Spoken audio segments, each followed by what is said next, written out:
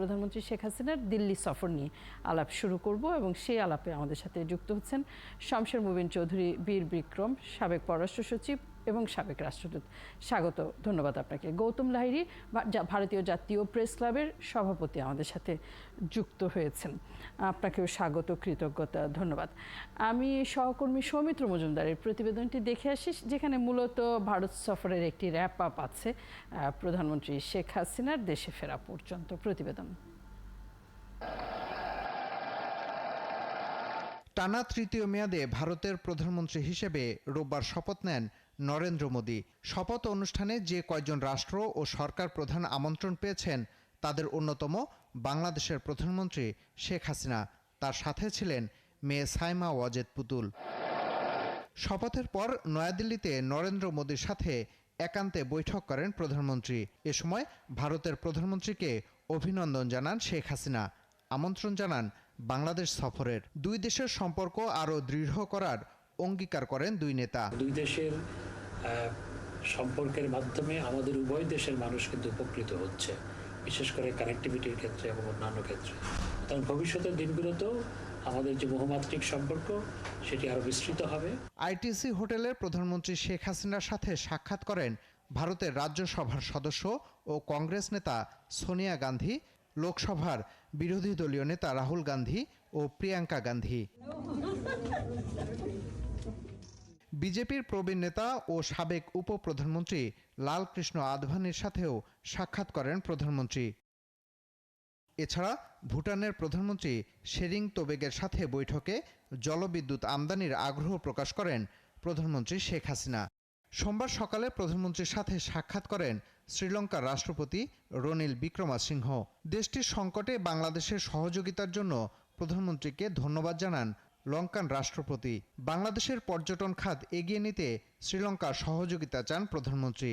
কৃষি এবং ট্যুরিজম ক্ষেত্রে সহযোগিতা, কিভাবে বাংলাদেশে ট্যুরিজমের ক্ষেত্রে শ্রীলঙ্কার ইনভেস্টমেন্ট আসতে পারে সে নিয়ে আলোচনা হয়। সফরের শেষ দিনে ভারতের কেন্দ্রীয় মন্ত্রী সুব্রহ্মণ্যম জয়শঙ্কর প্রধানমন্ত্রীর সাথে সৌজন্য সাক্ষাৎ করেন। সৌমিত্র মজুমদার, ৭১, ঢাকা। জাদুল হাসান, আপনাকে দিয়ে আলাপ শুরু করি। এই তৃতীয় মেয়াদে যে মোদীর সরকার, যেটি জোট সরকারও, তাতে বাংলাদেশের সম্পর্কের কোনো বাড়তি মাত্রা যোগ হবে কিনা, প্রশ্নটি এই কারণে আরও বেশি করে করতে চাই। আজ আপনি নিশ্চয়ই বিএনপির সিনিয়র নেতাদের বক্তব্য শুনেছেন। তারা অনেকটাই আমার মনে হয়েছে সম্প্রীতি সৌহার্দ্যের একটি আহ্বান ভারতের প্রতি জানিয়েছে, যেন ভারত বাংলাদেশে তাদের যে লড়াই সংগ্রাম, যেটিকে তারা বলেন গণতন্ত্রের ভোটাধিকার, তার পক্ষে সমর্থন চেয়ে। ফলে ভারত বাংলাদেশের ক্ষেত্রে তার যে কূটনীতি, বাংলাদেশের মানুষের সাথে তার যে সম্পর্ক, এই মেয়াদে তাতে নতুন করে কোনো ভাবনা চিন্তা কার্যক্রম যুক্ত হবার আশা, সম্ভাবনা, শঙ্কা আছে কিনা? ধন্যবাদ রূপা। না, আমার মনে হয় বাংলাদেশের সঙ্গে ভারতের যে সম্পর্ক সেটা ধারাবাহিকভাবে যেটা হয়ে আসছে সেটাই চলবে। কারণ নতুন কোনো কিছু যুক্ত হওয়া বা নতুন কোনো কিছুর বাদ যাওয়ার কোনো সুযোগ আমি দেখছি না। তার কারণ হলো বর্তমান সরকার আর মোদী সরকার যখন 2014 সালে আসে তখন থেকেই মোদী সরকারের সঙ্গে বর্তমান সরকারের ভালো সম্পর্ক। এর আগে কংগ্রেস বলা হতো, ঐতিহাসিকভাবে বলা হয় আওয়ামী লীগের সঙ্গে কংগ্রেসের ভালো সম্পর্ক, আওয়ামী লীগের বা কংগ্রেসের প্রেম ভালো। কিন্তু আপনি যে দেখেন যে জাতীয় রাজনীতিতে বা আন্তর্জাতিক রাজনীতিতে দুটো দেশেরই দুই সরকার 2014 সাল থেকে যেভাবে একসাথে কাজ করছে, মানে এটা আমার মনে হয় এই আওয়ামী লীগ সরকারও তো 2029 সাল পর্যন্ত মেয়াদ, মোদী সরকারেরও এই মেয়াদগুলোতে আমার মনে হয় সম্পর্ক নতুন করে যে খুব ভালো হবে, মানে ভালো অলরেডি আছে, আর ভালো হওয়ার সুযোগ খুব একটা নেই বা খারাপ হওয়ার সুযোগও খুব একটা নেই। দু সরকারই চায় সম্পর্কটা ফলে এক ধরনের যে অস্বস্তিগুলো আছে বাংলাদেশের দিক থেকে, সেটা একটা তিস্তা প্রকল্প, আপনি জানেন তিস্তা প্রকল্প চীনের আগ্রহ ছিল, সেখানে ভারতও এখন আগ্রহ দেখিয়েছে।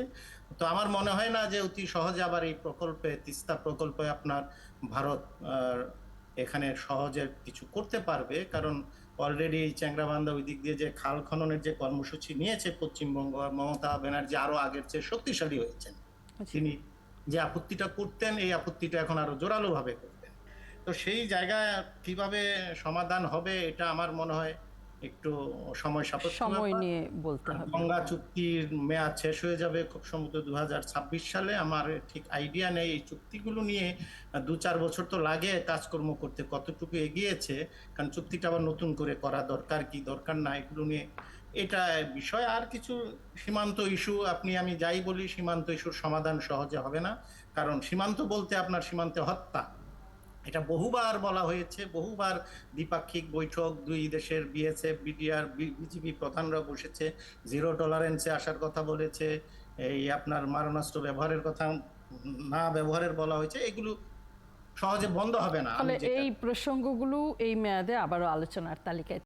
আবার আসবো জায়েদুল হাসান আপনার কাছে। মাসুদ কামাল, একই প্রশ্নটি যদি আপনাকে এভাবে করি যে বিএনপির সাথে এই দফায় এনডিএ সরকার, জোট সরকার বা মোদি সরকার যাই বলি না কেন, তাদের কোনো যৌথতা তৈরি হতে পারে কিনা? আমরা অনেক বৈরী আচরণ দেখেছি এই রাজনৈতিক দল, ভারতীয় পণ্য বর্জন, নানান কিছু। ফলে এই দফায় নতুন করে কোনো সম্ভাবনা বিএনপি বা রাজপথে থাকা আন্দোলনকারী দলগুলোর ভারতের পক্ষ থেকে তৈরি হওয়ার কোনো আশা দেখেন কিনা? না, আমার কথাটা হলো কি, বিএনপি মহাসচিব যে কথাটা আজকে বলেছেন এটা হলো যে তিনি আশা করছেন যে বর্তমান নতুন যে সরকার আসছে, মোদী সরকার, এরা বাংলাদেশের মানুষের প্রতি আরো বেশি হবে না, সহানুভূতিশীল হবেন, বাংলাদেশের মানুষের পক্ষে কাজ করবেন, এই ধরনের একটা প্রত্যাশা করেছেন। এই বক্তব্যের মাধ্যমে কিন্তু এটুকু প্রমাণ হয় যে ওনারা মনে করেন এতদিন তারা সেটা করেনি, এবার করবেন।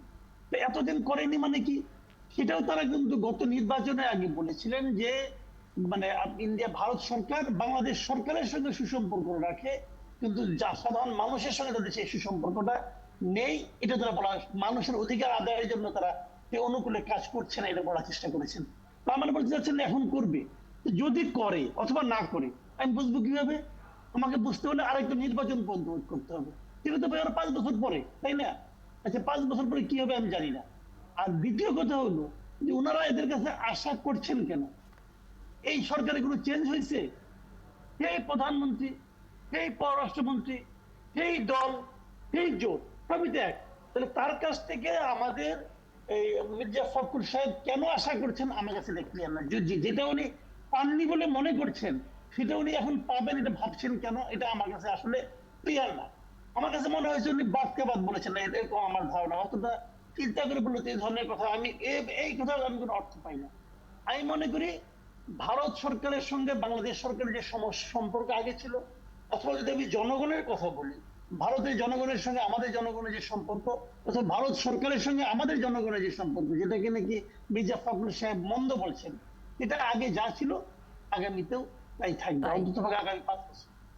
ফলে কোনো গৌতম লাহিড়ী, বাংলাদেশের প্রধানমন্ত্রীর এই যে উপস্থিতি ভারতের শপথ গ্রহণ অনুষ্ঠানে প্রধানমন্ত্রীর, বা পরে বেশ কটি দ্বিপক্ষীয় বৈঠক তিনি করেছেন, সব মিলিয়ে ভারতের গণমাধ্যমে এই বিষয়টি কিভাবে সামনে এসেছে এবং প্রধানমন্ত্রী শেখ হাসিনার উপস্থিতিকে আপনারা কিভাবে মূল্যায়ন করছেন? বাংলাদেশের কিছু লাভালাভ হলো বলে মনে করেন? ধন্যবাদ। প্রথমেই বলবো যে আসলে প্রধানমন্ত্রী শেখ হাসিনা ভারতে আসার পর বৈঠকটা হয়েছে অনেক গভীর রাতে, ফলে বহু গণমাধ্যম আগামীকাল হয়তো সংবাদ প্রকাশ করবে, এখনো হয়তো সংবাদ সেইভাবে প্রকাশিত হয়নি, এটা ঘটনা। কিন্তু যেটা আমি বলছি যে প্রধানমন্ত্রী শেখ হাসিনা কেবলমাত্র প্রধানমন্ত্রী নরেন্দ্র মোদীর শপথ গ্রহণ অনুষ্ঠানেই নয়, এর আগে ধরুন G20 শিখর সম্মেলনেও প্রধানমন্ত্রী শেখ হাসিনা আমন্ত্রিত ছিলেন। এবং ভারত যে ধরনের রাষ্ট্রগুলোকে আমন্ত্রণ জানিয়েছে, লক্ষ্য করলেই দেখবেন যে প্রতিবেশী প্রথম যে ভারতের পররাষ্ট্রনীতি, সেটিকে একটি গুরুত্ব দেওয়ার জন্যে বাংলাদেশ ছাড়াও নেপাল, ভুটান, শ্রীলঙ্কা, মালদ্বীপ তারা আমন্ত্রিত ছিলেন। একই সঙ্গে কিন্তু দেখবেন ভারত মহাসাগরের ধারে যারা তীরে যে সমস্ত দ্বীপপুঞ্জ রাষ্ট্র রয়েছে তাদেরকেও আমন্ত্রণ জানা হয়েছে, সেসেলস বা মরিশাস।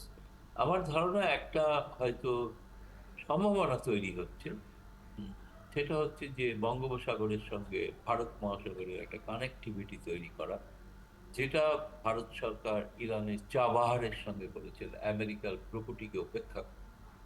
ফলে এক্ষেত্রে আমেরিকার ভূমিকা কি হবে আমি জানি না, কিন্তু একটা দীর্ঘমেয়াদী একটা সমুদ্র ভিত্তিক কানেক্টিভিটি করার ক্ষেত্রে ভারত যেটাকে মনে করে সাগর প্রকল্প, সেটাকে সামনে নিয়ে আসতে হয়েছেন এবং প্রধানমন্ত্রী ঠিক সেই ধরনের রাষ্ট্রপ্রধানদেরই আমন্ত্রণ জানিয়েছেন।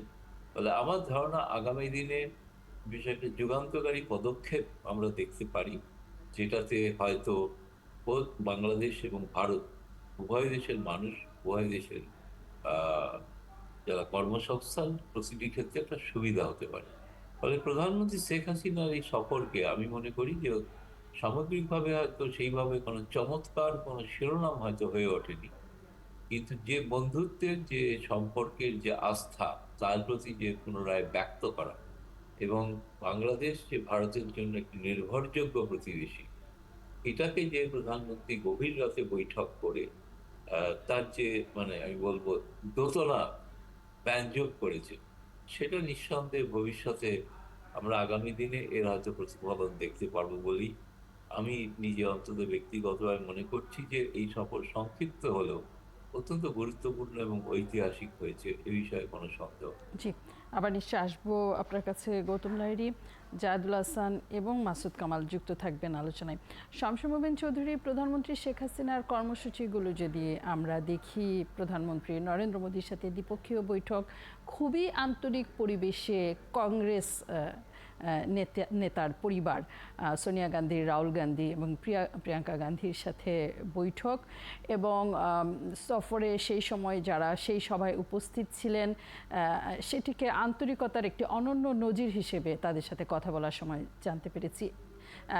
এলকে আদভানির বাড়ি গিয়ে তার সাথে দেখা করা, কথা বলা, একদিকে হচ্ছে বিজেপি জোটের ক্ষমতা এবং বিরোধী জোটগুলো, তাদের সাথেও হচ্ছে প্রধানমন্ত্রী শেখ হাসিনার উপস্থিতি, বৈঠক, সব মিলিয়ে কিভাবে মূল্যায়ন করেন বাংলাদেশের নেতার এই উপস্থিতিকে, কর্মসূচিকে? শামসুর মোবিন চৌধুরী। ধন্যবাদ। নিঃসন্দেহে বাংলাদেশের প্রধানমন্ত্রীর ভারতে উপস্থিতি এই শপথ গ্রহণ অনুষ্ঠানে, যদিও অন্য দেশের সরকার প্রধান, রাষ্ট্রপ্রধানও ছিলেন, তার মধ্যে বাংলাদেশের প্রধানমন্ত্রী একজন, তবে বাংলাদেশ যে জিনিসটা ভারতের মানে সরকারের কাছে, আশা করি ভারতের জনগণের কাছেও উপস্থিত করতে পেরেছে, যে বাংলাদেশ ভারতের সবচেয়ে নির্ভরশীল প্রতিবেশী বা পার্শ্ববর্তী। মালদ্বীপের সাথে ভারতের একটা মানে প্রকাশ্যে বৈরিতা আমরা সকলেই জানি। শ্রীলঙ্কাকে নিয়েও প্রশ্ন রয়েছে, ভুটানকে নিয়ে অতটা প্রশ্ন না থাকলেও নেপালকে নিয়ে তো প্রশ্ন রয়েছে। তো এর মধ্যে বাংলাদেশের সঙ্গে যে দুই সরকারের যে আস্থা, মানে পারস্পরিক আস্থা, পারস্পরিক মর্যাদা, সেটা রয়েছে। বিষয়টা হচ্ছে যে সম্পর্ক তো শুধু সরকারদের মধ্যে নয়, সম্পর্কটা জনগণকেও স্পর্শ করতে হবে। জনগণের মধ্যে, বাংলাদেশের জনগণের মধ্যে যদি কোনো প্রশ্ন থেকে থাকে, সেটি মূল জায়গাগুলো কোথায়? একটা হচ্ছে অভিন্ন নদীর পানি বন্টন ক্ষেত্রে। এখানে জায়েদ হোসেন পিন্টু বললেন, এবং হয়তো সঠিকই বললেন, যে এখানে তো বলা হয়, আমি যদিও সেটা ঠিক সম্পূর্ণভাবে সেভাবে দেখি না, যে মমতা ব্যানার্জির কারণে তিস্তার পানি বন্টনের কোনো সিদ্ধান্ত হচ্ছে না। তবে একটা প্রকল্পের কথা হচ্ছে, প্রকল্পটা দেখা যায় কিভাবে এগোয়। এই প্রকল্পটা কি চীনকে ঠেকানোর প্রকল্প, নাকি আসলে পারস্পরিক উইন উইন বেসিসের কোন ধরনের প্রকল্প, সেটা ভবিষ্যতে আমরা বুঝতে পারবো, এই মুহূর্তে বুঝতে পারবো না। গুরুত্বপূর্ণ হচ্ছে যে গঙ্গা চুক্তি নবায়ন 2026 সালে।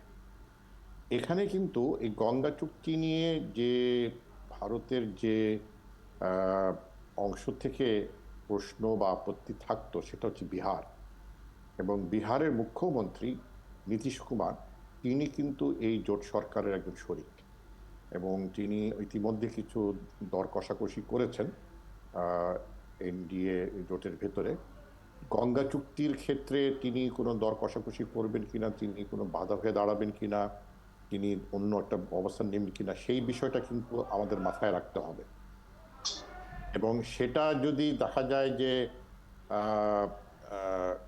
সেইখানে সমস্যা বা জটিলতা দেখা দেয়, সেখানে ভারতের প্রধানমন্ত্রীর নেতৃত্বের একটা বিরাট চ্যালেঞ্জ বা পরীক্ষা হয়ে দাঁড়াবে যে তিনি তার জোটকে নিয়ে কিভাবে এগিয়ে যেতে পারেন, যে গঙ্গা চুক্তি নবায়নের ক্ষেত্রে মানে পারস্পরিক চাহিদা মেটাবার যেন একটা অবস্থানে আসতে পারে, এটা যেন কোনো জটিলতা না ঘটে। কারণ বাংলার মানুষ কিন্তু পানির দিকে তাকিয়ে থাকে, সীমান্ত এলাকায় হত্যার দিকে তাকিয়ে থাকে, সেটার উপরে ভিত্তি করেই কিন্তু আমাদের জনগণের হ্যাঁ আসা যাওয়া আছে, লক্ষ লক্ষ বাংলাদেশি ভারতে যাচ্ছে, কিন্তু এই নদীর পানি বন্টন, সীমান্ত এলাকায় হত্যা, এই বিষয়গুলো কিন্তু বাংলাদেশের মানুষের খুব গভীরভাবে স্পর্শ করে।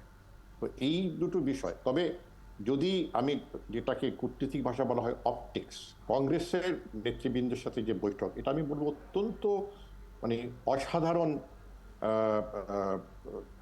উষ্ণতা একটা আমরা প্রমাণ পেয়েছি। সোনিয়া গান্ধীকে যেভাবে সোনিয়া গান্ধী এবং আমাদের প্রাইম মিনিস্টার একজন আরেকজনকে আলিঙ্গন করলেন, রাহুল গান্ধীর সাথে দুইটি বৈঠক, একটা রাহুল গান্ধীর সাথে আলাদা হয়েছে এবং এবার হচ্ছে গান্ধী পরিবারের সাথে প্রিয়াঙ্কার সাথে, এবং প্রিয়াঙ্কাও সেখানে ছিলেন। তবে আমি যে বৈঠকটাতে গুরুত্ব দিতে চাই, আমি এখন পর্যন্ত আলাপ আলোচনা করে যা শুনতে পেয়েছি, সেটা হলে ভারতের সাবেক পররাষ্ট্রমন্ত্রী, যিনি আবার পররাষ্ট্রমন্ত্রী হতে যাচ্ছেন, জয়শঙ্করের সাথে, যে জানি না জয়শঙ্কর অন্য রাষ্ট্রপ্রধান বা সরকার প্রধানের সাথে আলাদা বৈঠক করেছেন কিনা, বাংলাদেশের প্রধানমন্ত্রীর সাথে বৈঠকে আমি ধারণা করি বা যে খবর আমি এখন পর্যন্ত পাচ্ছি দিল্লি থেকে, সেটা হচ্ছে যে উনি পরিষ্কার করে বলেছেন যে সম্পর্কটাকে আরো কিভাবে নতুনত্ব আনা যায়, কিভাবে আরো গভীর করা যায়, সেই সব একটা পরিকল্পনা বা রূপরেখা ভারতের এই সরকার এখন টানবে। এবং আমি মনে করি যে এই জয়শঙ্করের বৈঠকে একটা রোডম্যাপ না হলেও রোডম্যাপের কথা বলা হয়েছে বা রূপরেখার কথা বলা হয়েছে। সেখানে ভারত সরকার কি কি, বাংলাদেশ কিন্তু অনেক কিছু দিয়েছে, বাংলাদেশের প্রধানমন্ত্রী সবসময় বলেছেন যে আমরা তো দিয়েছি, যা চেয়েছে তা দিয়েছি, অর্থাৎ আমাদের চাহিদার আমরা যা পাওয়ার সেখানে একটু ঘাটতি রয়েছে, সেটা যদি ঘাটতি থেকে যায় তাহলে ওই আস্থার ঘাটতিও থেকে যায়। আমি মনে করি জয়শঙ্করের এই বৈঠকটা খুবই গুরুত্বপূর্ণ, অনেক তাৎপর্য বহন করে। আগামীতে ভারত বাংলাদেশের নীতি কি হবে এই জোট সরকারের, এবং সময়ের সাথে সাথে নিশ্চয়ই সেটা পরিষ্কার হবে। আবার ফিরবো আলোচনায় একটা বিরতি নিয়ে। গৌতম লাহিড়ী, তখন আপনার কাছে, বাংলাদেশের অভ্যন্তরীণ রাজনীতিতে ভারত প্রসঙ্গ একটি বড় ইস্যু। ভারতের পক্ষ বিপক্ষ নানান রকম আলোচনা হয়, সপ্তাহে দু একবার তো হয়ই, কখনো কখনো প্রতিদিনই, এবং নির্বাচন, ভোট, গণতন্ত্র ইস্যুতে ভারতকে সামনে রাখা হয়। বিশেষ করে যদি বিএনপির প্রসঙ্গ টানি, আপনার কি মনে হয় যে এই দফায়, এই অংশটাতে বিজেপি জোট সরকার তাদের কোনো নতুন বিবেচনা তৈরি হতে পারে কিনা? আমি একটা বিরতির পর থাকুন একাত্তর জার্নালে বিরতি নিয়ে ফিরি। আমাদের সাথে আছেন জায়দুল হাসান, মাসুদ কামাল, গৌতম লাহিড়ী এবং শমশের প্রবীণ চৌধুরী, বীর বিক্রম। জায়দুল হাসান, মাসুদ কামাল যুক্ত থাকবেন আলোচনায়। গৌতম লাহিড়ী, বিরতির আগে যে প্রসঙ্গটি তুলেছিলাম, আমার সহকর্মীর প্রতিবেদনের একটি অংশ যদি আমি পড়ি, ভারতের নতুন সরকার বাংলাদেশের মানুষের প্রত্যাশাকে মর্যাদা দেবেন বলে আশা করছেন বিএনপি মহাসচিব মির্জা ফখরুল ইসলাম আলমগীর। ভারতের মতো বাংলাদেশের মানুষের জন্য ভোট দিয়ে তাদের প্রতিনিধি নির্বাচন করতে পারে, সেজন্য ভারতের নতুন সরকার জনগণের পক্ষে থাকবে বলেও আশা করেন তিনি। এই মুহূর্তে ভারতের রাজনীতিতে বাংলাদেশের অন্যতম রাজনৈতিক দল বিএনপি নেতৃবৃন্দ এবং বিএনপি নেতাদের এই আশার জায়গা কতটুকু সাংবাদিক হিসেবে আপনি দেখেন? দেখুন, বাংলাদেশ একটি স্বাধীন সার্বভৌম রাষ্ট্র, তাদের আভ্যন্তরীণ রাজনীতিতে কি ঘটবে না ঘটবে তার সঙ্গে ভারতের কোনো সম্পর্ক। দ্বিতীয়ত হচ্ছে যে ভারতে যেভাবে নির্বাচন হয়ে থাকে, এই নির্বাচনে বিরোধী দল লাগাতার পরাস্ত হয় এবং খুবই শোচনীয়ভাবে পরাস্ত হয়। কেউই কখনো নির্বাচন বয়কট করেন, কেউ সংসদও বয়কট করেন। ফলে সংসদীয় গণতন্ত্রের প্রতি যদি আস্থা থাকে, তাহলে প্রথমে আমাদের অন্তত এইটাই আকাঙ্ক্ষা থাকবে, প্রত্যেকে যেন সংসদীয় গণতন্ত্রের পথে তারা থাকে। এটা কোনোভাবে বাইরে থেকে কোনো দেশ কাউকে, ভারতকে যেরকম প্রভাবিত করতে পারে না, বাংলাদেশকেও প্রভাবিত করতে পারবে বলে আমি বিশ্বাস করি না। বাংলাদেশের মানুষ যেভাবে সিদ্ধান্ত নেবেন, সেই সিদ্ধান্তে তারা যে সরকারকে চয়ন করবে এবং ভারতের সরকার এই সরকারের সঙ্গে ডিল করবে। ফলে এখানে ভারতের কোনো পছন্দ অপছন্দ ব্যাপার নেই, ক দল বা খ দল কে হবেন কি হবেন না এটা বাংলাদেশের মানুষ স্থির করবে।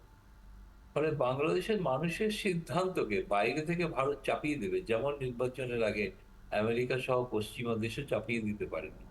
বাংলাদেশের মানুষ তারা স্থির করেছেন, তা নিয়ে অনেক অভাব অভিযোগ থাকতেই পারে, কিন্তু সেটা বাংলাদেশের মধ্যেই এটিকে একটি সীমাবদ্ধ থাকে। আলাদা চ্যাপ্টার আপনার মতে। শামসুর মোমিন চৌধুরী, 2001 থেকে 2005 সাল পর্যন্ত আপনি পররাষ্ট্র সচিবের দায়িত্ব পালন করেছেন। যখন বিএনপি ক্ষমতায় ছিল তখন ভারতের সাথে এই রাজনৈতিক দলের সম্পর্ক কাছ থেকে আপনি দেখেছেন।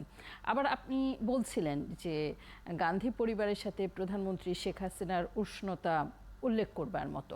প্রধানমন্ত্রী শেখ হাসিনা যখন বিরোধী দলে ছিলেন, টানা 21 বছর যখন আওয়ামী লীগ রাজপথে ছিল, তখনও একটি ব্যক্তিগত সম্পর্ক, দলের সাথে দলের সম্পর্ক, তার ধারাবাহিকতা আমরা দেখেছি।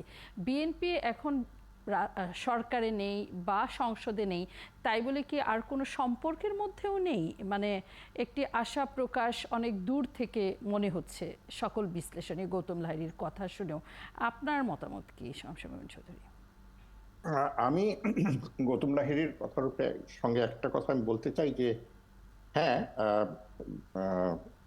সংসদীয় গণতন্ত্রে সকলেরই নির্বাচনে অংশ নেওয়াটাই সমীচীন। তবে ভারতের জনগণের যেমন তাদের নির্বাচন প্রক্রিয়ার উপর আস্থা আছে, বাংলাদেশের জনগণের কিন্তু সেটা অনেকটা কম। এবং আমি এটা মানে নিজে এবার নির্বাচন করতে গিয়ে কিছুটা অনেকটা স্পর্শ করেছি যে জনগণ নির্বাচন প্রক্রিয়া থেকে বিমুখ হয়ে গেছে। সেখানে ভারতের কোনো ভূমিকা নেই, এটা আমাদের আভ্যন্তরীণ ব্যাপার, এটা আমরা নিজেরাই আমাদেরকে ঠিক করতে হবে এটাকে। উষ্ণতার কথা বলছেন, আমি পররাষ্ট্র সচিব হিসাবে যতটুকু দেখেছি 2001 থেকে 2004-5 পর্যন্ত আমি ছিলাম পররাষ্ট্র সচিব। ভারতের দিক থেকে অনেক প্রশ্ন ছিল, বিশেষ করে তাদের যে অভিযোগগুলো, সবসময় তারা অভিযোগগুলো প্রমাণ করতে পারেনি যে ভারতের বিচ্ছিন্নবাদীরা বাংলাদেশে স্থান পায়, তারা আশ্রয় পায়, কিছুটা সহযোগিতা সহায়তা মানে পেতেও পারে প্রত্যক্ষ বা পরোক্ষভাবে। সেইটা ভারত সরকারের একটা বিরাট প্রশ্ন ছিল। কিন্তু আমি এটার পরিবর্তন যেটা দেখলাম, তখন কিন্তু বিএনপি সরকারের নয়, বিএনপি সরকারের বাইরে 2013 সালে যখন বাংলাদেশের তৎকালীন বিরোধী দলের নেতা বেগম খালেদা জিয়া ভারত সরকারের আমন্ত্রণে উনি ভারত সফর করলেন, তখন কংগ্রেস সরকার, রাষ্ট্রপতি ডক্টর মনমোহন সিং প্রধানমন্ত্রী, এবং খুব অসাধারণ আদর আপ্যায়ন, উষ্ণতা ভারত সেটার পরিচয় দিয়েছে। এবং সেখানে তৎকালীন ভারতের রাষ্ট্রপতি জনাব প্রণব মুখার্জি, যিনি এই সফরের মূল রূপকার ছিলেন, তার সাথে যে বৈঠক হয় 1 ঘন্টার বেশি, সেখানে প্রচুর খোলামেলাভাবে আলাপ আলোচনা হয়েছে। তবে তার পরপর যে জিনিসটা ভারত সরকারের প্রধানমন্ত্রী বলেন, রাষ্ট্রপতি বলেন, পররাষ্ট্রমন্ত্রী বলেন, এবং তৎকালীন নিরাপত্তা উপদেষ্টা আমার খুব ঘনিষ্ঠ বন্ধু শিবশঙ্কর মেনন যেটা বলেছিলেন যে ভারতের সাথে বাংলাদেশের সম্পর্কে বিএনপির জামাতের যেন কোনো ধরনের ভূমিকা বা প্রভাব যেন না থাকে। এই কিছুটা হলো এটার তারা একটা মানে প্রতিশ্রুতি বিএনপির প্রধান থেকে তারা চেয়েছিলেন এবং পেয়েও ছিলেন। কিন্তু তারপরে দেখা গেল যে যখন প্রণব মুখার্জি বাংলাদেশে রাষ্ট্রীয় সফরে আসলেন, তখন বিএনপি নেতার সাথে যে দ্বিপাক্ষিক একটা সাক্ষাৎকার হওয়ার কথা ছিল, সেই সাক্ষাৎকারটা শেষ মুহূর্তে বেগম খালেদা জিয়া বলেন যে সেই সাক্ষাৎকার উনি যাবেন না, এবং এটা কারণ দেখান যে সেদিন জামাতের একটা হরতাল, সেই হরতাল। তখন ভারতের পক্ষ থেকে যে প্রশ্নগুলো করা হয়েছিল, যে আস্থাটা বিএনপি প্রধান এখানে দিয়ে গিয়েছিলেন যে জামাত কোনো ভারত সাথে সম্পর্কের ক্ষেত্রে যদি বিএনপি সরকার গঠন করে তাহলে জামাতে কোনো প্রভাব থাকবে না, ঠিক তার উল্টোটা মানে প্রমাণিত হলো যে জামাতের হরতালকে সমর্থন দিতে গিয়ে ভারতের রাষ্ট্রপতি প্রতি হলেও অসম্মান দেখানো হলো। এবং সেটা কিন্তু ভারতের সকলের মনে রয়েছে, এটা তার বলার কথা না, কারণ এটা প্রণব মুখার্জি নয়, এটা ভারতের রাষ্ট্রপতি ইনস্টিটিউশনটাকে অসম্মান করা হয়েছে। বিশেষ করে যখন বেগম খালেদা জিয়া সফরকালীন প্রণব মুখার্জির বৈঠকের সাথে উনি প্রণব মুখার্জিকে আমন্ত্রণও জানিয়েছিলেন যে আপনি বাংলাদেশে আসেন আপনি। এবং গুরুত্বপূর্ণ যে কথাটা, যেটা হয়তো প্রকাশ্যে জানি না আপনারা আগে শুনেছেন কিনা, প্রণব মুখার্জি যে কথাটা বলেছিলেন, আমি তো সেখানে বসেছিলাম সেই বৈঠকে, যে ম্যাডাম আমরা আপনার সাথে অতীতে কাজ করেছি, আগামীতেও কাজ করতে পারবো। এটা কূটনৈতিক ভাষায় কিন্তু খুব তাৎপর্যপূর্ণ একটা বাক্য, যে ভারতের রাষ্ট্রপতির পক্ষ থেকে কথাটা বলা হয়েছিল। কিন্তু তার কয়েক মাস পরেই যখন সেই বৈঠকটা বাতিল করা হলো বিএনপির পক্ষ থেকে, সেটা কিন্তু একটা গভীর দাগ কেটেছে ভারতের নীতি নির্ধারকে, সেটা যে দলই হোক। কারণ জনাব নরেন্দ্র মোদী যখন প্রথম প্রধানমন্ত্রী হন তখনও কিন্তু প্রণব মুখার্জি তখনও রাষ্ট্রপতি ছিলেন। তো এই ইনস্টিটিউশনটা নিয়ে একটা বিরাট বিষয়। তারপরে অতি সম্প্রতি আমরা দেখলাম বিএনপির একজন প্রভাবশালী নেতাই বলবো উনি, মুখপাত্র ভূমিকা পালন করেন, তিনি ভারতের পণ্য বর্জনের পক্ষে প্রকাশ্যে একটা অবস্থান নিলেন। এবং সেটা দল কিন্তু এখনো অস্বীকার করেনি, বা দল বলেনি এটা তার সমস্যা একদমই নির্ধারিত, বা এটা আমরা মানি না, এটা আমাদের নীতি নয়, সেটা কিন্তু বলেন। তারপরে যদি বলা হয় যে ভারত বাংলাদেশের জনগণের পক্ষে থাকবে, সেই ধরনের তারা আশা করেন, সেখানে আমি আমি কোনো মানে কারণ এখনো খুঁজে পাচ্ছি না যে কেন ভারতের সরকার, যে সরকারই হোক, যাদের সাথে তাদের একটা কমফর্ট লেভেল রয়েছে সম্পর্কে, সেখান থেকে ভারত সরকার সরে আসবে। মানে তারা তো আগামী 5 বছরের রূপরেখা, মনে হয় এই পর্যন্ত আলাপটা পরিষ্কার। জায়েদুল হাসান, মাসুদ কামাল, যদি কোনো কিছু যুক্ত করবার থাকে, নইলে বিরতিতে যাব এবং এই প্রসঙ্গের আলাপও শেষ করব। জায়েদুল হাসান, মাসুদ কামাল। দেখেন, আমি শমশের মবিন চৌধুরী যেটা বললেন তার সঙ্গে আমি একমত হয়েই বলছি যে আপনি যে প্রশ্নটা বারবার করছেন, গৌতম দাকেও করেছেন, শমশের ভাইকেও করেছেন, যে বিএনপির রাজনৈতিক নীতি বা তাদের যে চিন্তা চেতনা গত কয়েক বছর ধরে যদি দেখেন, কয়েক বছর না, বিএনপির জন্মের পর থেকে আমি বলবো যে তারা ভারত বিরোধী একটা স্ট্যান্ড নিয়ে চলেছে বিভিন্ন সময় যখন অপোজিশনে থাকে। ইভেন বক্তৃতা বিবৃতিতে, খালেদা জিয়ার বক্তৃতা বিবৃতিতেও আপনার আওয়ামী লীগ ক্ষমতায় আসলে দেশ ভারতের অংশ হয়ে যাবে, এই জাতীয় কথাবার্তা বলছে।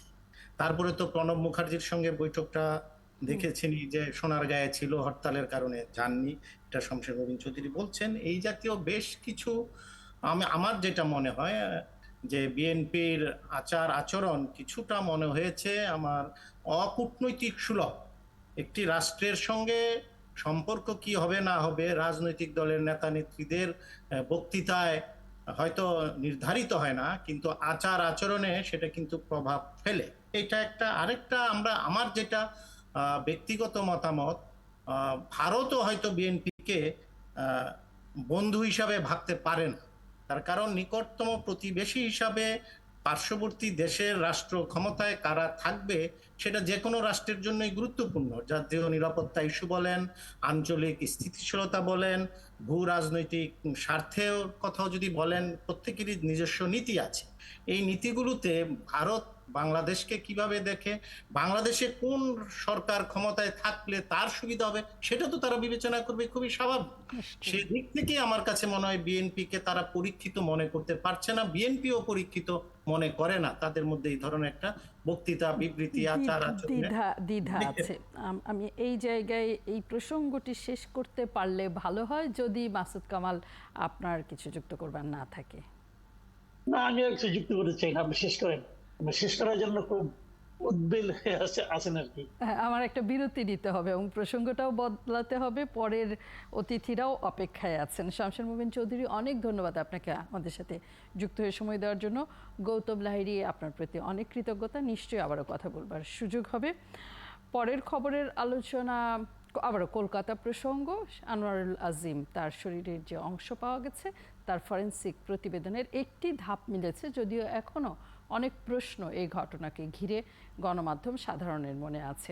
সে আলোচনায় আমাদের সাথে ডিবি প্রধান হারুনুর রশিদ বিরতির পর যুক্ত হবেন। থাকুন একাত্তর জানালে।